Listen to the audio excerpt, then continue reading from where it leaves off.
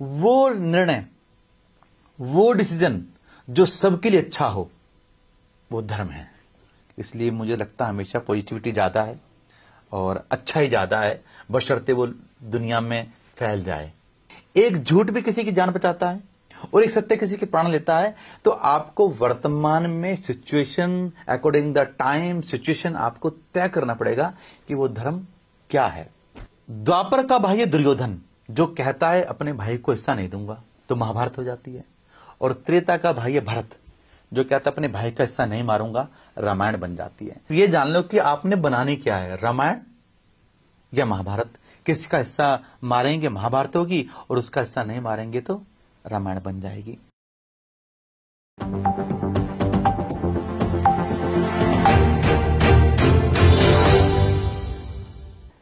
Good day everyone, my name is Nafneet Anand from Voice आजकल local and global. आज मेरे साथ studio में बैठे हैं श्री अजय भाई जी। भाई जी आपका बहुत बहुत स्वागत है। बहुत बहुत धन्यवाद। धन्यवाद।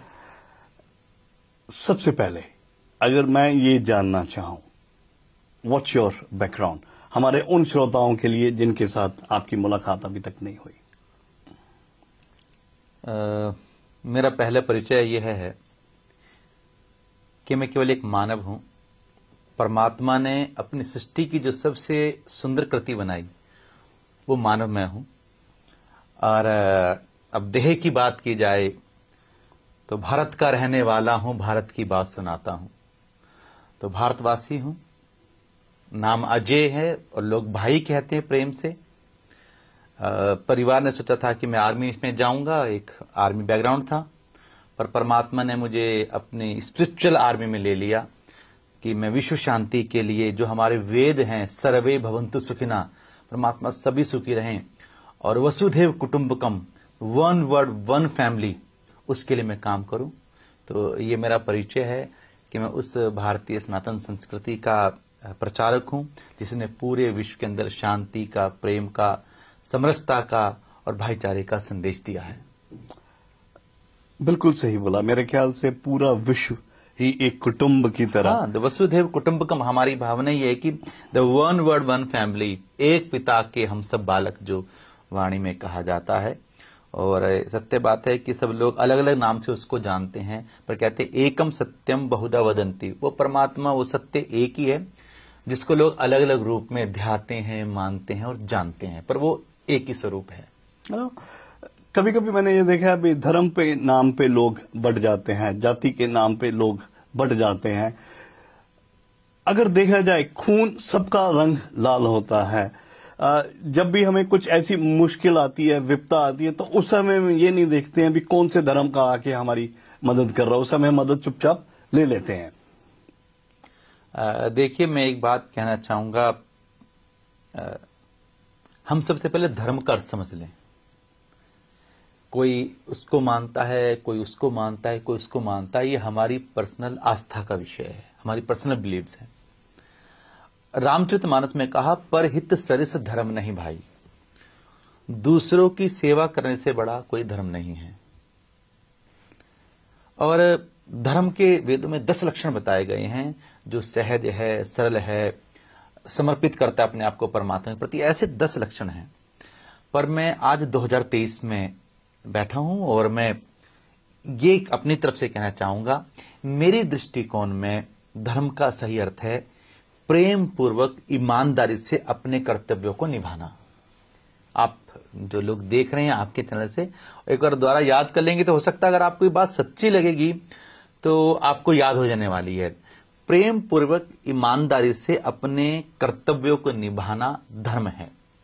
आप देख लीजिए भगवान श्री राम के विषय में, एक पुत्र के रूप में अपना कर्तव्य निभाया, एक भाई के रूप में अपना कर्तव्य निभाया, पिता पुत्र के रूप में कर्तव्य निभाया और पिता के कहना मानकर वो वनवास चले गए।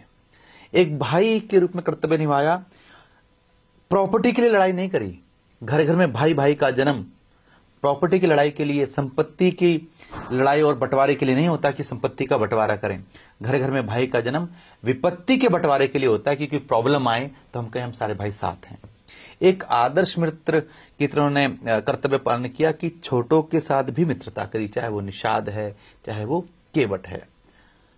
तो प्रेम पूर्वक अपने कर्तव्यों को निभाना, चाहे आप व्यापारी हो, चाहे आप बिजनेसमैन हो, चाहे आप अपने घर में हो, चाहे कुछ भी हो, अगर आप अपने कर्तव्यों को निभाते हैं तो आप धार्मिक हैं, बेशक आप कुछ भी कहते रहें। और साथ में एक विशेष बात है, धर्म हमेशा वर्तमान तय करता है। आपका प्रेजेंट टाइम आप तय करेगा कि वो क्या धर्म है, क्या धर्म नहीं है। इसलिए अपने, जैसे लिखा जाता है कि अहिंसा परमो धर्म, कि भाई अहिंसा परमो धर्म है, पर आर्मी और पुरुष के लिए ये लागू नहीं होता। उनको अगर किसी की सुरक्षा करनी है तो उन्हें फायर भी करना पड़ता है, लाठीचार्ज भी करना पड़ता है। तो अब उनका धर्म क्या कहता है, आर्मी का धर्म क्या, वो अहिंसा परमो धर्म, ये बिल्कुल ठीक है, परंतु एक सैनिक को अपने ड्यूटी के अनुसार अपने कर्तव्य का निर्वाह करना पड़ेगा। उसके बाद 2 शिष्य जा रहे थे और एक कसाई किसी जीव के पीछे मारने के लिए चला हुआ था। दोनों शिष्य पढ़ के आए थे, सत्य बोलो, सत्य बोलना चाहिए।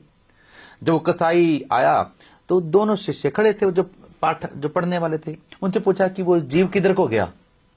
तो एक ने कहा इधर चले गया, दूसरे ने कहा झूठ बोलते हो, आज हमने पढ़ा है कि सत्य बोलना चाहिए, वो जीव इधर को गया। अब आप बताइए सत्य, उसमें कौन डिसीजन करेगा सत्य क्या है। एक झूठ भी किसी की जान बचाता है और एक सत्य किसी के प्राण लेता है। तो आपको वर्तमान में situation, according the time situation, आपको तय करना पड़ेगा कि वो धर्म क्या है। भगवान कृष्ण महाभारत के भूमि पर खड़े हैं, धर्म क्षेत्र कुरुक्षेत्र, तो धर्म के क्षेत्र में खड़े हैं, पर अर्जुन से कह रहे हैं कर्तव्य का निर्वाह कर। जो कृष्ण हमेशा प्रेम का संदेश देते हैं, आज वो अर्जुन कहते हैं कि युद्ध कर, और वो युद्ध भी धर्म का है। अर्जुन ने कहा आप क्यों चाहते हैं मैं से युद्ध करूं। उसने कहा अगर आज हम युद्ध नहीं किया तो आगे आने समय में जो पावर में होगा बस वो अपने चलाएगा, ये सिद्धांत बन जाएगा। ये सिद्धांत मिटाना होगा, ये थ्योरी मिटानी होगी, सब इक्वल हैं, ऐसे करने के लिए युद्ध लड़ना पड़ेगा। तो धर्म का कोई एक मीन्स ही नहीं कह सकती आप ये धर्म है। आपको हर समय तय करना पड़ेगा कि वो राइट डिसीजन क्या है, वो सही निर्णय क्या है, और सही निर्णय का जो रिजल्ट है वो ये है, वो निर्णय, वो डिसीजन जो सबके लिए अच्छा हो, वो धर्म है। जो किसी एक के लिए नहीं, बहुत सारे डिसीजन मेरे लिए अच्छे हो सकते हैं, वो जरूरी नहीं कि सबके लिए अच्छे हों। इसलिए धर्म वर्तमान में सही डिसीजन है। इसलिए प्रेम पूर्वक ईमानदारी से अपने कर्तव्यों का निर्वाह करना धर्म है, और ये आज हम सब लोगों को सीखना है जो धर्म के लिए बटे हुए हैं या धर्म के लिए लड़ाई करते हैं। आज हम सिडनी में बैठे हैं, स्टूडियो वॉइस आजकल में बात करते हुए।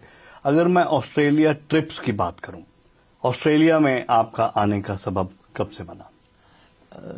देखिए, ये एक परमात्मा की यात्रा है। हम मूल रूप से सनातन संस्कृति के, भारत की संस्कृति के प्रचारक हैं, तो हमारी कहीं बस ही नहीं कि हम कहां जाएं। हम कुछ दिन पहले छत्तीसगढ़ के जो इंटीरियर क्षेत्र हैं वहां थे, वहां से निमंत्रण आया किसी सत्संग के लिए, किसी सांस्कृतिक आयोजन के लिए। फिर हमें ऑस्ट्रेलिया से आया या फिर यूरोप से आया। तो जहां जहां परमात्मा ले जाए। पर सिडनी की यात्रा का मैं कहूंगा कि जिन प्रेम कियो तिन प्रभु पायो, ये एक प्रेम की यात्रा है। हम लोग 2010 से हर साल जो यहाँ के डिवोटी हैं वो कहते हैं भाई जी आना है, सत्संग करना है। कहीं पे योग है, कहीं पे मेडिटेशन है, कहीं स्पिरिचुअल काउंसलिंग है, कहीं पर चांटिंग है, कहीं पर माता की चौकी है, कहीं सुंदरकांड जी का पाठ है। तो इस प्रकार की एक धारा बन गई कि हर साल हम लोग आते हैं। और मैं कहता हूं सत्संग जैसे शरीर की जो बीमारियां हैं वो बाहर से आती हैं, वो 10% है, पर हमारे अंदर से आने वाली बीमारियां 90% हैं। तो जिसका मन ठीक हो जाएगा, जिसकी दृष्टि ठीक हो जाएगी, उसकी सृष्टि ठीक हो जाएगी। तो हर बार हम सत्संग से यही कहते हैं, सत्संग मन का डॉक्टर है जो दृष्टि को ठीक करने के लिए है। तो एक संबंध बना हुआ है, लगभग हर साल आते हैं। कोरोना काल में थोड़ा सा रुका और आज फिर हम लोग वॉइस आजकल में आनंद जी के साथ हैं, आनंद की बात करने के लिए। तो यहाँ पर हर साल आना होता है और बहुत सारे प्रकार के हम लोग सत्संग करते हैं, जिसमें का योग है, मेडिटेशन है, स्पिरिचुअल काउंसलिंग है, माता की चौकी है, रामायण पाठ है। तो जो हमारी ट्रेडिशन, हमारे परंपरागत संकीर्तन शैली है, हम उसके द्वारा ये अपनी इंडियन कल्चर के लिए, हेरिटेज के लिए यहाँ पे काम कर रहे हैं। आपने हेरिटेज की बात की, वापस इंडिया लेके चलता हूं। मेरे ख्याल से अभी स्थापना आपने एक किसी मंदिर की या आश्रम की है, जो that is little different than the normal ones. जी, हम लोग पूरे वर्ल्ड वाइड ट्रैवल करते हैं, तो भारत के तीर्थ में भी यात्रा करते हैं, तो हमने सभी मंदिरों की कृपा प्राप्त करी, सभी के दर्शन किए, मंदिर गए, गुरुद्वारे गए, जो भी हमारे तीर्थ उन सब जगह गए। पर आप भारत में जाएंगे तो नेताजी सुभाष चंद्र बोस का नारा है जय हिंद। एक बार आप भी सब लोग जय हिंद बोलिए, अच्छा लगेगा, आपको अपनी स्मृति याद हो जाएगी। तो जय हिंद और वंदे मातरम बोलते हैं, पर कहीं पर भी भारत माता का कहीं प्राण प्रतिष्ठित विग्रह नहीं था। प्राण प्रतिष्ठित विग्रह ऐसा होता है कि जहां पर उसकी एक विशेष पूजन के द्वारा प्रतिष्ठा की जाती है और फिर उनका निरंतर भोग, आरती, वंदना की जाती है। तो कहीं भारत माता का ऐसे हमें मंदिर नहीं मिला। कहीं जगह मूर्ति लगी हुई थी, कहीं जगह फ्रेम में लगा हुआ था, भारत माता के नाम का मंदिर भी था, पर प्राण प्रतिष्ठित विग्रह नहीं था। तो हम लोगों ने वो प्राण प्रतिष्ठित विग्रह स्थापित किया और इसके साथ एक नमन स्थल स्थापित किया। नमन स्थल, अब जब मैं तो कहूंगा कि वो इस आजकल के दर्शक जब भी दिल्ली आए, वो आनंद जी की ओर से इन्विटेशन है, मैं तो है ना, आप राष्ट्र मंदिर आए तो हमने एंटर पे एक नमन स्थल बनाया है। अच्छा, वहां पे एक स्टेन गन पे हेलमेट है और एक तरफ त्रिशूल है। वहां लिखा है ये स्थान समर्पित है उन सभी संतों को, सैनिकों को, वीरों को, वीरांगनाओं को जिनके हम नाम, चेहरे, पता, एड्रेस कुछ नहीं जानते, पर आज जो हमारा देश है, जो संपन्नता है, या आज हम जो भी कुछ खुशहाल हैं, उन वीरों के, उन संतों के बलिदानों के कारण है। इसलिए हमें नहीं भूलना अपनी फाउंडेशन को। किसी मंदिर के बड़े ऊंचे शिखर पर लहराते झंडे को हम सब देखते हैं, परंतु मैं निवेदन करना चाहता हूं, नमन तो उस फाउंडेशन के पत्थर को भी करना है जिस पर वो पूरा मंदिर, वो गुरुद्वारा खड़ा हुआ है, या हमारे कोई भी स्थान खड़े हुए हैं। तो हम अपनी हैसियत को नहीं भूलें, अपने आप को नहीं भूलें। और पूरे, चाहे हम आज ऑस्ट्रेलिया में, चाहे यूरोप में हो, मैं सबसे बस एक बात बहुत प्रेम से कहना चाहता हूं कि अपने आप को मत भूलो। अपना खाना नहीं भूलना, अपना पहनावा नहीं भूलना, अपनी भाषा नहीं भूलनी और अपनी मुस्कुराहट नहीं भूलनी। आप सब लोग जो ऑस्ट्रेलिया में रहते हैं या पूरे वर्ल्ड में हमारे भारतीय रहते हैं, आप जानते हैं आनंद जी, आप जो क्या कहते, वॉइस आजकल में बैठा हूं मैं आज, तो हम आप सबकी तरक्की पर भारत कितना खुश होता है। ऋषि सुनक यूके के प्राइम मिनिस्टर बने तो पूरे भारत को कितनी खुशी हुई कि कोई भारतवंशी बना है। और हम सबके संस्कारों में अगर आप देखेंगे तो वो अपने देश से जितना प्यार करते हैं, उतना ही प्यार वो उस जगह से भी करते हैं जहां पे आज वो अपनी कर्मभूमि को बनाए हुए हैं। कि एक जनरेशन की जन्मभूमि भारत है, पर आप जैसे आपकी जन्मभूमि भारत है, पर आपकी कर्मभूमि ये ऑस्ट्रेलिया है। तो यहां की भी आप अपनी ड्यूटी निभा रहे हैं, अपने कर्तव्य निभा रहे हैं। तो वहां के लिए भी सच्चे होना, यहां के भी सच्चे होना, ये हमारी संस्कृति में सिखाया जाता है। और इसी संस्कृति को हम सब लोगों ने आगे भी बढ़ाना है कि हम लोग अच्छे बने, सच्चे बने। जब लोग कोई इंडियंस के बारे में बात कहे तो गर्व से कहे, नहीं, वो कंट्री वास्तव में अपने आप में महान लोगों की कंट्री है, और ये महानता आप और मुझसे ही बनती है। कंट्री की बात करते करते मुझे एकदम से एक याद आई, कहते भी होशियारपुर आपका आना जाना काफी रहा है अपने बीजी से मिलने, वो वाला एक्सपीरियंस दसो सानू। वो देखो जी, बहुत लक्की लोग होते हैं जिन्हां दे आज भी पिंड हैगे आ, ਜਿਹੜੇ ਕੋਈ ਆਪਣੇ ਬੇਬੇ ਬਾਬਾ ਜੀ ਨਾਲ ਖੇਲੇ ਆ। ਤੇ ਸਾਡੇ ਪਿਤਾ ਜੀ ਮਿਸਟਰ ਡਿਫੈਂਸ ਸੀਗੇ ਤੇ ਅਸੀਂ ਦਿੱਲੀ ਸੈਟਲ ਹੋ ਗਏ। ਪਰੰਤੂ ਸਾਡੇ ਜਦ ਛੁੱਟੀਆਂ ਹੋਣੀਆਂ ਅਸੀਂ ਪਿੰਡ ਜਾਣਾ, ਉੱਥੇ ਪਿੰਡ ਜਾ ਕੇ ਸਾਡਾ ਜਿਹੜਾ ਹੌਲੀਡੇ ਉਹ ਇਹ ਸੀਗਾ ਕਿ ਬਈ ਥੋੜੀਆਂ ਗਈਆਂ ਲੈ ਕੇ, ਥੋੜੀ ਮੱਝਾਂ ਲੈ ਕੇ ਜੰਗਲ ਲੈ ਜਾਓ, ਉੱਥੇ ਜਾ ਕੇ ਇਹਨਾਂ ਨੂੰ ਚਰਾ ਕੇ ਲਿਆਓ, और उत्थे वापिस होंदे टोबा होंदा सीगा। अच्छा, हाँ, जिन्हों तालाब कहते हैं, टोबे च नला के लियाओ हैं। ते ओ जिहड़ी चीज़ां ने ओ अपने आप नूं अज भी असीं याद करदे हां। ते कोई भी बंदा अगर जीवन च कुछ बनदा है तो मैं सोचदा है उसकी अपनी इंटैलीजेंसी नहीं है। कोई भी व्यक्ति अज तक कोई सफल होया है, उहदे माता पिता दा आशीर्वाद है। जिहड़ी भैन ने हत्थ ते रखड़ी बंधी आ, वो भी शुभकामनाएं है। ਜਿਹੜੇ ਉਹਦੇ ਕੁਲੀਗ ਨੇ, ਜਿਹੜੇ ਉਹਦੇ ਸਹਿਯੋਗੀ ਨੇ, ਜਿਹੜੇ ਉਹਦੇ ਮਿੱਤਰ ਬੇਲੀ ਨੇ, ਉਹ ਵੀ ਕਹਿੰਦੇ ਵਧੀਆ ਰਹਿ ਬਈ, ਅੱਛਾ ਜੀ, ਚਲੋ ਰਾਮ ਰਾਮ ਜੀ, ਸਤਿ ਸ੍ਰੀ ਅਕਾਲ, ਵਧੀਆ ਰਹੀ, ਉਹਨਾਂ ਦੀ ਸ਼ੁਭਕਾਮਨਾ ਵੀ ਨਾਲ ਹੈ। ਤੇ ਜਦ ਤੁਸੀਂ ਚੱਲਦੇ ਆਪਣੇ ਘਰ ਤੋਂ ਚੱਲਦੇ ਹੋ ਤੇ ਬੱਚੇ ਵੀ ਤੁਹਾਨੂੰ ਇਦਾਂ ਬਾਏ ਬਾਏ ਟਾਟਾ ਕਹਿੰਦੇ ਆ ਤੇ ਉਹਨਾਂ ਦੇ ਹੱਥ ਤੋਂ ਇੱਕ ਪੋਜ਼ਿਟਿਵ એનર્ਜੀ ਨਿਕਲਦੀ ਹੈ। ਤੇ ਕਿਸੇ ਦੀ ਸਫਲਤਾ ਦਾ ਰਾਜ ਕੇਵਲ ਕੱਲਾ ਨਹੀਂ ਹੈ, ਉਹਦੇ ਵਿੱਚ ਪਰਮਾਤਮਾ ਦੀ ਕਿਰਪਾ, ਮਾਤਾ ਪਿਤਾ ਦਾ ਆਸ਼ੀਰਵਾਦ, ਭੈਣਾਂ ਭਰਾਵਾਂ ਦਾ ਸਹਿਯੋਗ, ਪ੍ਰੇਮ ਤੇ ਪੂਰੀ ਸੋਸਾਇਟੀ ਦਾ ਜਿਹੜਾ ਸਾਥ ਹੈ ਉਹ ਕਿਸ ਨੂੰ ਸਫਲ ਬਣਾਉਂਦਾ ਹੈ। ਤੇ ਇਸ ਲਈ ਆਪਣੀ ਸਫਲਤਾ ਦਾ ਕ੍ਰੈਡਿਟ ਖੁਦ ਇਕੱਲੇ ਨਾ ਲਈਏ, ਉਹ ਪਰਮਾਤਮਾ ਨੇ ਦਈਏ ਸੀ। ਤੇ ਔਰ ਮੈਂ ਇਹ ਵੀ ਕਹਿਣਾ ਚਾਹੁੰਦਾ ਕਿ ਤੁਸੀਂ ਕੋਈ ਵੱਡਾ ਸ਼ਲੋਕ ਭੁੱਲ ਜਾਓ, ਤੁਹਾਨੂੰ ਕੋਈ ਵੱਡਾ ਮੰਤਰ ਯਾਦ ਨਾ ਰਹੇ ਜਾਂ ਕੋਈ ਬੜੀ ਬਾਣੀ ਯਾਦ ਨਾ ਰਹੇ, पर 2 लाइना हमेशा याद रखना, मेरा मुझ में कुछ नहीं, जो कुछ है सो तेरा, तेरा तुझको सौंप दूं, क्या लागे है मेरा। तो परमात्मा को समर्पित होकर काम करना ये जीवन की अपनी पूर्णता है। 13 नंबर 13 मुझे लगता है आपको इसके साथ थोड़ा ज्यादा प्यार है। हाँ देखो जी, जैसे मैंने कहा भाई 13 का मतलब है 13 ही 13। बड़ा हम छोटे थे प्रसंग आता है, बाबा नानक पहले जब काम करे थे, पिता ने कहा कि कुछ काम करना, अच्छा तो राशन बांट रहे थे, तो 1 2 3 4 5 6 7 8 ऐसे करते जब 13 शब्द आया, उसने कहा परमात्मा मैं कौन होता हूं, ये सब कुछ तेरा ही तेरा है। तो उसने सबको समर्पित कर दिया। 13 करता है कि इस परमात्मा मेरा फुल सिलेंडर, तो वो भी हमारा भी 13 है। हम लोग कैलाश मानसरोवर यात्रा में गए तो हमारा जो नंबर मिलता है यात्री का, ट्रैवल का, वो भी 13 था। फिर हम लोगों ने राष्ट्र मंदिर का जब बनाया तो वो देखा कि वो भी 13 है। हम लोग ऑस्ट्रेलिया में जहां पर कैनबरा में आए, वो भी 13 एलेबना स्ट्रीट कैनबरा था जहां हम आते हैं। और बहुत सारी चीजों में वो 13 शब्द अपने आप ही आता है। तो लगता है मुझे परमात्मा का डिवाइन शब्द है। वैसे तो बहुत जगह 13 नंबर होता ही नहीं है, लोग उसको अलग मानते हैं, तो इसके लिए 12 के सीधा 14 नंबर की बिल्डिंग होती है। पर मेरे को लगता है कि परमात्मा ने कोई भी चीज नेगेटिव नहीं बनाई। नेगेटिविटी होती है बस हमारी सोच में। तो ये सारा संसार वैसा नहीं है जैसा दिख रहा है, ये संसार वैसा है जैसी हमारी दृष्टि है।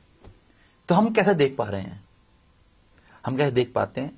तो एक गिलास रखा हो पानी में, कोई कहता आधा खाली है, पर कोई कहता आधा भरा हुआ है। तो भाई मेरा तो भी यही कहना है कि जब हम सही सोचेंगे तो पूरा संसार सही सोचेगा। इसलिए सबके साथ निवेदन है, जो लोग अच्छी जिंदगी जीना चाहते हैं वो अच्छा बनना चालू कर दें, अच्छा सोचना चालू कर दें, सब कुछ अपने आप अच्छा हो जाएगा।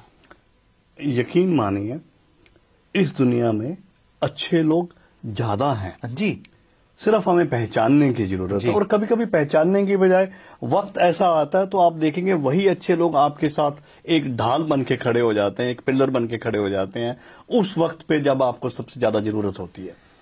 देखिए, मानवता कभी भी नहीं मिटी। मानवता और विश्वास का एक संबंध है। आप डॉक्टर के पास गए, डॉक्टर को प्रॉब्लम बताई, डॉक्टर ने एक पर्चा लिखा, आपने पर्चे देखो कार्ड, कभी नहीं बोला डॉक्टर साहब आपकी राइटिंग बड़ी गंदी है, समझ में नहीं आया आपने क्या लिख दिया।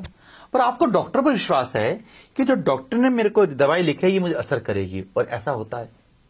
आप फ्लाइट में जाते हो, आप कभी नहीं कहते मुझे पायलट से मिलना है, कि क्यों, मुझे उनका लाइसेंस देखना है कि वो एक्सपायर तो नहीं हो गया। विश्वास जीवन में सब कुछ खो जाए पर विश्वास नहीं खोना चाहिए। और कोई कितनी बड़ी बिल्डिंग क्यों ना हो, जैसे आज हम अपने वॉइस आजकल के स्टूडियो में बैठे हैं, तो ये बिल्डिंग तो बहुत बड़ी है पर कुछ दीवारों पर टिकी हुई है। वैसे ही ये संसार अच्छे और सच्चे, ईमानदार, प्रेमी लोगों के उस विश्वास पर, आधार पर टिका हुआ है। इसलिए मुझे लगता है हमेशा पॉजिटिविटी ज्यादा है और अच्छा ही ज्यादा है, बशर्ते वो दुनिया में फैल जाए। इसलिए हम लोगों को वॉइस आजकल के द्वारा अच्छा सच्चा समाज बनाने के लिए कार्य करना चाहिए, जो आज समय की बड़ी आवश्यकता है। तो गुड न्यूज रहनी चाहिए आपके भी चैनल से कि हमेशा गुड न्यूज क्या है। भगवान राम की आप बात कर रहे थे, खाली इंडिया में नहीं, मुझे लगता है विश्व भर में जो जो लोग मानने वाले हैं, जो आज की डेट में उनमें आस्था रखते हैं, उनका नंबर बहुत बड़ा है। देखिए, मुझे अच्छी तरह से याद है कि एक बार 2008 में राम सेतु पर विवादित बयान आया था। जी बिल्कुल जी। तो हम 2008 से श्रीलंका की रामायण यात्रा कर रहे हैं। अच्छा। हाँ, राम भी है, रामायण भी है, और राम सेतु का जो अर्थ है आप एक बार देख लें आनंद जी। तो राम सेतु अगर आराम से बोले तो राम सेतु का अर्थ है राम से है तू। ओके। है, राम से है तू, ये सारा जीवन राम से ही है। और जब हम लोगों ने श्रीलंका में यात्रा प्रारंभ करी तो उसका नाम रखा द राम कथा यात्रा फॉर वर्ल्ड पीस। अच्छा। कि विश्व शांति के लिए रामायण यात्रा। तो किसने कभी राम तो एक हिंदुओं के देवता हैं, आप उनसे वर्ल्ड पीस की बात कैसे कह सकते हैं। तो हमने कहा केवल राम को हिंदू का देवता कह के उनके चरित्र को छोटा ना करो। उनका जो करैक्टर है वो एक आइडियोलॉजी है। आज वो किसी भी कंट्री का पिता माता क्यों ना हो, उसको राम जैसा बेटा चाहिए जो उनकी आज्ञा का पालन करता है। आज किसी भी कंट्री का भाई क्यों ना हो, उसको राम जैसा ब्रदर चाहिए। जैसे हमने पहले कहा कि घर घर में आकर मैं आपको एक बात कहूं, एक हमारी भारतीय संस्कृति के दो विशेष ग्रंथ हैं, महाभारत और रामायण, द्वापर और त्रेता। मान लो कि द्वापर का महाभारत है और त्रेता की रामायण है। अब इन दोनों को अंतर समझना में एक शब्द में आप छोटे में समझेंगे। द्वापर का भाई है दुर्योधन, जो कहता है अपने भाई को हिस्सा नहीं दूंगा, तो महाभारत हो जाती है। और त्रेता का भाई है भरत, जो कहता है अपने भाई का हिस्सा नहीं मारूंगा, रामायण बन जाती है। बस आप सब लोग वो इस आजकल से आप ये जान लो कि आपने बनानी क्या है, रामायण या महाभारत। किसका हिस्सा मारेंगे महाभारत होगी और उसका हिस्सा नहीं मारेंगे तो रामायण बन जाएगी। तो राम एक आदर्श पुत्र हैं, राम एक आदर्श भाई हैं, राम एक आदर्श मित्र हैं, राम एक आदर्श स्वामी हैं। आज उतने मंदिर स्वामी राम के नहीं जितने उनके सेवक हनुमान जी के हैं। राम एक आदर्श पति हैं जो सीता जी के लिए वो राम सेतु के निर्माण को करते हैं। देखिए सीता जी का हरण हुआ और राम ने राम सेतु बनाकर सीता जी को पुनः प्राप्त किया। बहुत सारे लोग कहते हैं कि राम सीता जी के लिए कोई कठोर थे, नहीं, कठोर नहीं थे। आप सुंदर कांड के 31वें दोहे की पहली चौपाई देखें, सुन सीता दुख प्रभु सुख अयना भरियाए जल राजीव नैना। सीता जी के दुख को सुनकर जब हनुमान जी ने बताया कि सीता जी अशोक वाटिका में है। हम हर साल 2008 से सुंदरकांड जी का पाठ करते हैं श्रीलंका में जाकर अशोक वाटिका में। तो वो इस आजकल से भी निवेदन है, आपको भी मैं निमंत्रण देता हूं, आप लोग भी आइए उस सत्यता को पहचानने के लिए। तो किसने कहा राम जी आप रो रहे हैं सीता जी के लिए, आप तो भगवान हैं, आप शोभा नहीं देता। तो राम ने कहा नहीं, ये मेरा त्रेता में जन्म मानव बनकर हुआ, इंसान बनकर हुआ है, और मुझे इंसान को सिखलाना है कि संवेदना क्या होती हैं, भावनाएं क्या होती हैं। अगर सीता के लिए, सीता के नेत्रों में दिन रात मेरे लिए आंसू हैं, तो उनकी संवेदना का, उनकी फीलिंग का एक आंसू मेरी आंख में भी हो सकता है। और साथ में राम एक आदर्श राजा हैं जो अपनी प्रजा के लिए सब कुछ छोड़ सकते हैं, और उन्होंने त्याग भी किया, सीता जी का त्याग किया, फिर बाद में राज्य का त्याग किया। तो ये एक आइडियल कैरेक्टर आज हम सब की आवश्यकता है। हम लोग कुछ साल पहले कंबोडिया में एक कार्यक्रम था, उसके लिए गए थे। तो वर्ल्ड के बिगेस्ट हिंदू टेम्पल कंबोडिया में है, अंकुर वाट। अच्छा जी। जब अब हिंदू मंदिर या टेम्पल की बात करते हैं तो वो जो सबसे बड़ा बिगेस्ट हिंदू टेम्पल वो अंकुर वाट में है, और जिसको आज आप कंबोडिया कह रहे हैं, आप जाके देखो, उसका नाम था कंबोज प्रदेश। कंबोज वंश के राजा ने वो मंदिर बनाए थे 300 एकड़ में, 300 एकड़ आप मान सकते हैं। ब्रह्मा विष्णु है, ब्रह्मा का मंदिर है, विष्णु का मंदिर है, शिवा के मंदिर है, और उसके अंदर आज भी इतने मंदिर है कि जो वो कंबोडिया भी खोज में लगा हुआ है। तो उसके आप देखेंगे तो कंबोडिया के फ्लैग पर भी अंकुर वाट टेम्पल का ही जो वो लोगो निशान बना हुआ है। साथ में जिसे आप मलेशिया कहते हैं वो मलय प्रदेश था, और जिसको आप सिंगापुर कहते हैं वो सिंगापुर था। और हम लोग जब कंबोडिया में गए तो वहां हमने एक बुक ली जिसका नाम है the shadow of Rama in Asia Pacific. तो हर जगह की अपनी रामायण है, चाहे वो मलेशिया की हो, चाहे वो इंडोनेशिया की हो, चाहे वो वियतनाम की हो, चाहे वो बर्मा की हो, चाहे वो श्रीलंका की हो, कहीं फ्रलम फ्रलाक नाम से है, और कहीं रामशेरी के नाम से है, और जिसको आज आप थाईलैंड कहते हैं। आप देखें गूगल में जाके तो 47 से पहले आप टाइम देख लें तो उसका पुराना नाम क्या है, उसका पुराना नाम है श्यामदीप। और माना जाता है कि राम के वंशज लव कुश ने का वो राज्य था। तो राम का कैरेक्टर कहीं पूरे एशिया पैसिफिक में फैला हुआ है। और जबकि अगर आप देखें तो ऐसी बहुत से जो एंथस कल्चर की जो कहानियां भी हैं, उनके अंदर भी रामायण से मिलती हुई दो भाइयों की कहानी मिलती है। तो राम एक कैरेक्टरिस्टिक है, चाहे वो कोई कवि हो, चाहे वो आर्टिस्ट हो, चाहे वो फिल्म मेकर हो, चाहे वो पेंटर हो, चाहे वो डांसर हो, वो कोई भी हो, वो राम से प्रभावित होता ही है और राम के प्रति उसका कुछ रुझान होता ही है, चाहे उसको किसी भी एंगल से दिखलाए।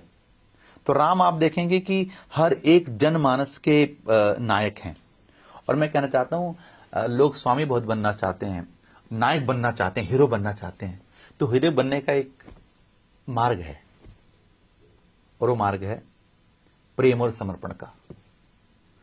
जो लोग स्वामी बनना चाहते हैं उनसे मेरा निवेदन है वो सेवा करना प्रारंभ कर दें। जो लोग सेवा करना प्रारंभ कर देंगे वक्त उन्हें स्वामी खुद बना देगा।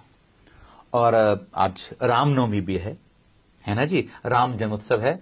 और भक्ति की शक्ति हुई होती है कि भक्ति में आप ये नहीं कभी कहते कि ऐसा हुआ था, हम सबके जन्म हुए थे, पर जब भी रामनवमी आती है हम कहते हैं राम का जन्म हुआ है।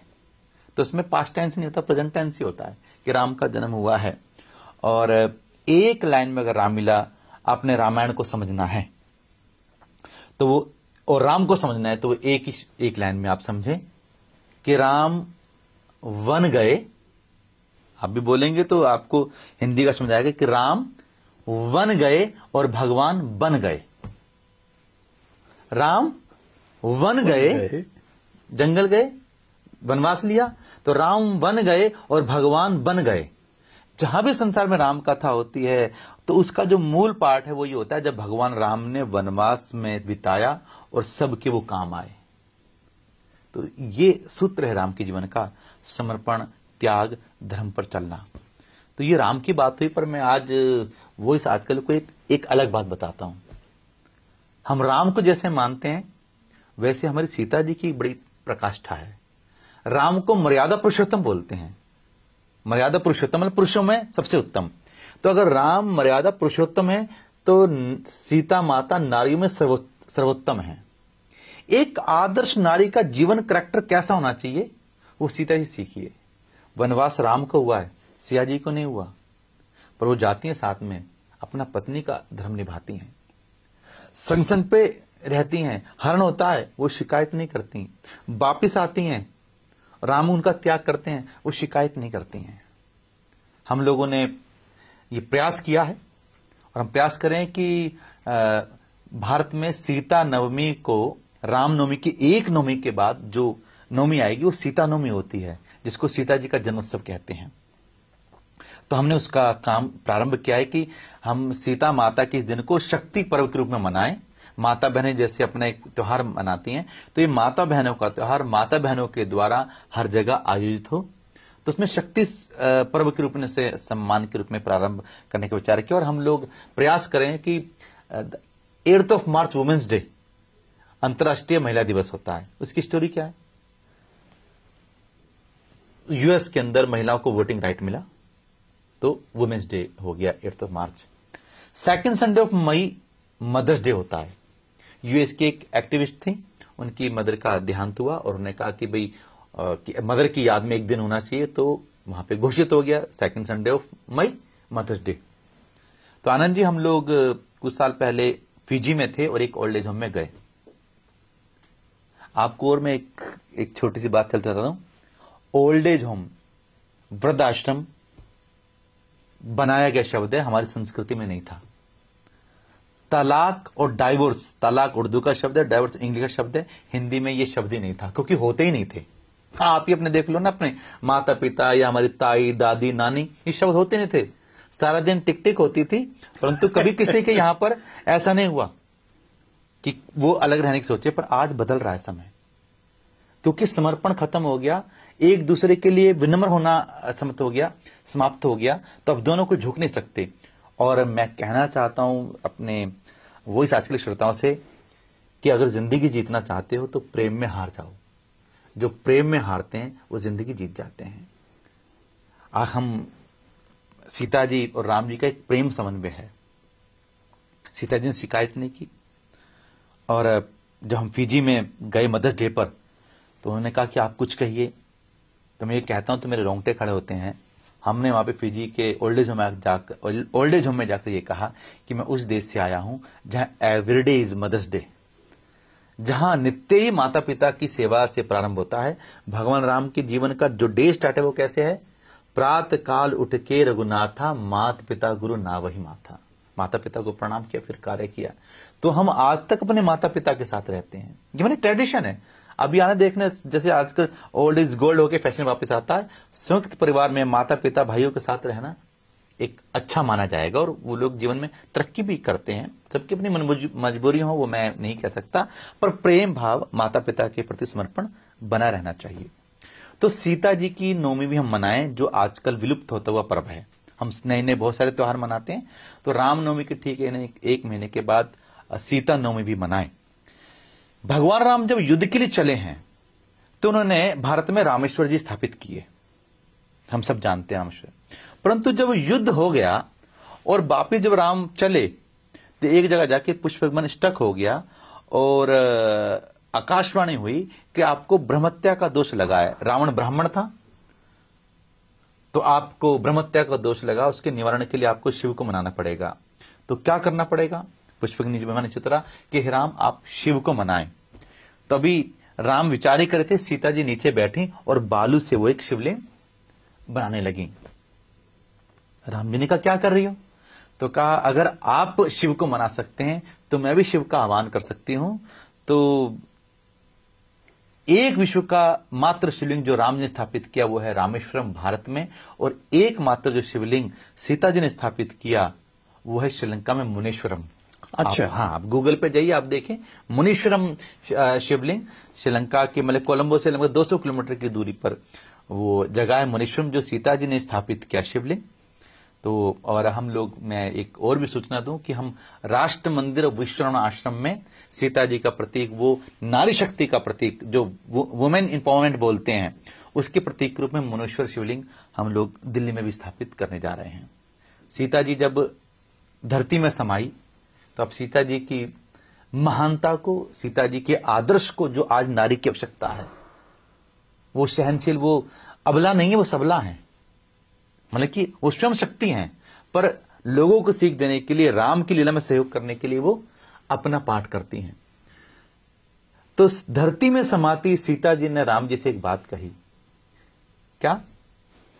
हे रघुनाथ, आज से दुनिया मेरे वियोग पर आपको बहुत कुछ कहेगी। हे रघुनाथ, आज से, क्योंकि धरती में समा रही हैं और आई कहां है? वो धरती से आई हैं।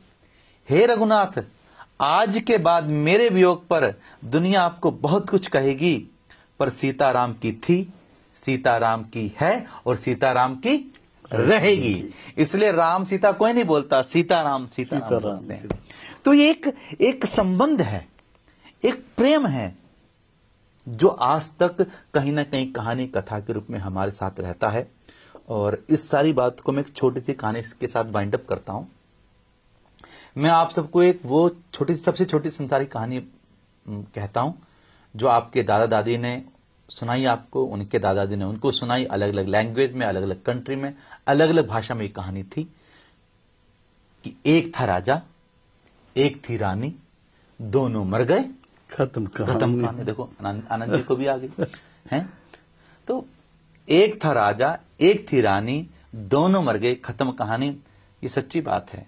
जो कि व्यक्ति केवल अपने लिए, अपनी खुशी के लिए, अपनी संपत्ति के लिए और मैं करके रहेगा, उसकी कहानी खत्म होगी। पर ये कहीं कहीं कहानी दादू दयाल रसखान, मीराबाई, सहजोबाई, ज्ञानेश्वर, नामदेव, तुकाराम, सूरदास, कबीरदास, रविदास की होगी तो कहानी खत्म नहीं होगी। अगर ये देश पर समर्पित होने वाले कहीं भगत सिंह की, राजगुरु की, चंद्रशेखर आजाद की, वीर सावरकर की, महाराणा प्रताप की, छत्रपति शिवाजी की, झांसी का लक्ष्मीबाई की होगी, लाला लाजपत राय की होगी, तो ये कहानी खत्म नहीं होगी। इसलिए हम सब आए हैं, जाएंगे। फूल खिला है तो मुरझाएगा, पर उसका इत्र बना के रख लें तो फूल के जाने के बाद आनंद जी उसका इत्र, उसकी खुशबू देता है। वैसे व्यक्ति आया है, चला जाएगा, पर एक बात है, उसके जाने के बाद उसका चरित्र, उसकी खुशबू देता है। ये राम का चरित्र है जो आज त्रेता से लेकर आज तक हम सबको यहाँ खुशबू दे रहा है। ये महापुरुषों के चरित्र हैं जिनके साथ हमारा संबंध नहीं है, पर फिर भी अगर आज हम भगत सिंह की बात कहते हैं तो आंखों में आंसू आ जाते हैं। सुभाष चंद्र बोस की बात कहते हैं तो जय हिंद से हाथ उठ जाता है अपने आप को। तो यही बात है कि हमारी स्पिरिट कैसी है, हमारी सोच कैसी है, हम कैसा देख रहे हैं, यही पॉजिटिविटी लानी है। इंडिया से, श्रीलंका से वापस सिडनी में लेके अगर आता हूं तो मैंने सुना आप कल ओपरा हाउस में जाके हनुमान चालीसा का गायन करके आए। हाँ, ये बहुत, उसके बारे में कुछ बताइए। देखिए जी, वही आजकल के लोग एक कैंपेन में जुड़े, आनंद जी हैं, और ये मैं परमात्मा को साक्ष्य होकर कह रहा हूं, बीज होगा तो फसल भी होगी। किसान अगर बीज ही नहीं बोएगा तो फसल कैसे होगी। तो मैं 2018 में आया था, बीच में कुछ ब्रेक लगा, तो हम जब ओपरा हाउस वहां गए घूमने के लिए तो मैंने कहा बड़ा अच्छा है यहाँ पे। तो यहाँ क्या होता है, उसने कहा यहाँ बड़े बड़े कॉन्सर्ट होते हैं। अच्छा जी, सिम्फनी होता है, बड़े बड़े प्ले होते हैं। उन्हें सारी बड़ी बड़ी बातें कही कि वहां बड़े बड़े शो होते हैं, सिम्फनी होती है, ऑर्केस्ट्रा होता है, प्ले होते हैं। तो मैंने कहा यहाँ पे हनुमान चालीसा पाठ हुआ भी। उन्होंने कहा हनुमान चालीसा पाठ सत्संग वगैरह नहीं होते, बड़े बड़े आयोजन होते हैं। तो मैंने कहा ये परमात्मा के नाम से बड़ा क्या होगा। तो मन में आया कि मैं आज यही हनुमान चालीसा पाठ करूं। तो मैंने कर लिया अकेले ने। तो हमने वहां हनुमान चालीसा पाठ किया 2018 में, और मैं कल भी वहां पे पाठ करके आया हनुमान चालीसा पाठ। और तो मैंने कहा कि यहाँ सबसे बड़ा, अगर सब कुछ बड़ा होता है तो बड़े परमात्मा का, कहते हैं राम से बड़ा राम का नाम।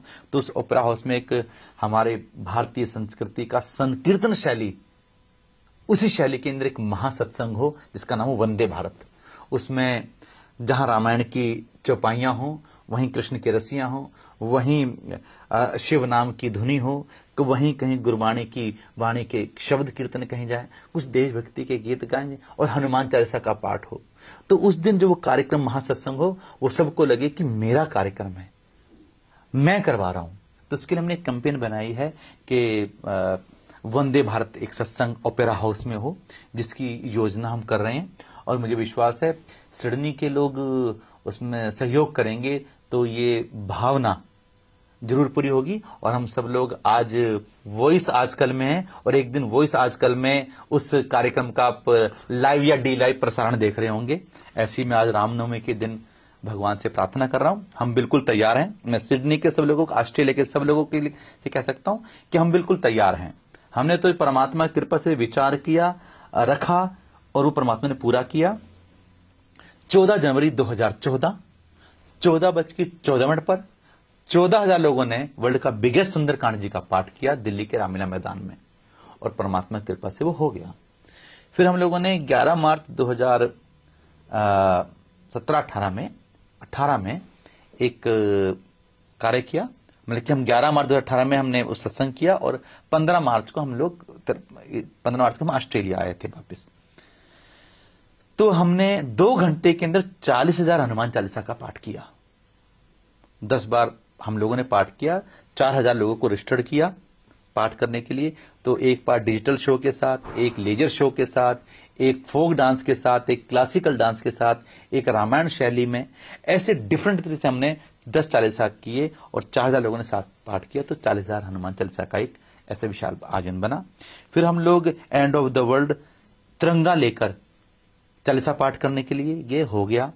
स्विट्जरलैंड की चोटी पर जुंगफ्रो पे, वहां पर हम लोग चालीसा पाठ करने के लिए हो गया। ऐसे एफिल टावर पे गए, एक जगह लोकांत जहां पे अहिरावण रहता था श्रीलंका में, और वहां पर भी चालीसा पाठ करने के लिए किए गए, हो गया। उसके बाद ऑस्ट्रेलिया हम लोग आए थे, 80 लोग लगभग, कुछ वर्ष पहले, तब भी हमने पाठ किया, वो चालीसा हो गया। तो मुझे लगता है कि आप सबके साथ से, आप सबके सहयोग से एक दिव्य महासत्संग हम लोग करेंगे। दिल्ली से पूरा ग्रुप आएगा, जैसे बड़े बड़े आपके रॉक शो वाले या बड़े बड़े बैंड आते हैं हॉलीवुड बॉलीवुड के, ये भी परमात्मा के नाम का सत्संग का कार्यक्रम होगा, क्यों नहीं होगा। पर मैं ये बात फिर कहता हूं, आपने जो 13 की बात कही थी, मेरा मुझ में कुछ नहीं, जो कुछ है सो तेरा, और तेरा तुझको सौंप दूं तो क्या लागे है मेरा। हम तो विनम्र भाव से नाम सत्संग करने वाले हैं, और कहते हैं कलयुग केवल नाम आधारा। तो जो यहाँ के लोग हैं आजकल, वो उनके पास सब कुछ है, पर साथ में बस संस्कृति को बनाए रखने की आवश्यकता है। और ये हमारा जो सांस्कृतिक उत्सव है यही काम करेगा। जो हिमाचल के वो अपनी हिमाचल की टोपी लगा के आएंगे, हैं पंजाब के लोग अपनी पगड़ियां लगा के आएंगे, कुर्ते जैकेट पहन के आएंगे, महाराष्ट्र के लोग अपनी, तो संपूर्ण जो जिस क्षेत्र भारत में जहां जहां का है वो उस महासत्संग में वंदे भारत जिसका नाम होगा उसमें अपनी अपनी पारंपरिक वेशभूषा में आएंगे। तो अपने आप में एक सांस्कृतिक उत्सव मिलेगा और हम सब मिलकर गाएंगे मंगल भवन मंगल हारी द्रव सदस्य अजर Bihari. Ajay ji, thank you so much. इसी विश्वास के साथ जो आप संकल्प आपने अपने मन में लिया, वंदे भारत सत्संग महासत्संग ओपरा हाउस में करने का जो विचार बनाया, ये विचारधारा बन के एक्चुअली में प्रोग्राम हो, इसकी मैं पूरी उम्मीद करता हूं और यकीन करता हूं ये एक दिन होगा। जाने से पहले एक बार से Vishal Kumar from evergreen memories का भी मैं बहुत बहुत धन्यवाद करना चाहूंगा, जिनकी वजह से ये संयोजन आपके साथ बैठने का हो सका और ये वीडियो हम लोग संपूर्ण कर सके। जी, मैं भी जाते जाते अपने सभी भाई बहनों को कहना चाहूंगा, किसी ने पक्षी से पूछा कि तुम इतना ऊंचा उड़ते कैसे हो। देखते हैं ना, एक कंट्री का कोई पक्षी दूसरी कंट्री में जाता है, दूसरी कंट्री का उस कंट्री से आता है, तो कितना बड़े समुद्र पार करते हैं वो। तो किसने किसी पंछी से पूछा कि तुम इतना ऊंचा उड़ते कैसे हो, तो पक्षी ने ये केवल कहा कि मैं अपने घोंसले को नहीं भूलता, मैं अपनी जड़ों को नहीं भूलता, बस लौट आता हूं। इसलिए जहां भी रहें, जैसे भी रहें, मुस्कुराते रहें, हंसते रहें और अपने आप को याद रखें। इतना मेरा वॉइस आजकल से आपके लिए कहना है। Thank you so much. जी हाँ, आज हमने की अजय भाई जी से बातचीत और मैं आपका नवनीत एक बार फिर से आपका बहुत बहुत धन्यवाद। One stop answer to your Australian education and visa matters. Gemco Sydney. Dream big, achieve big. Fiji Times. Be with the times.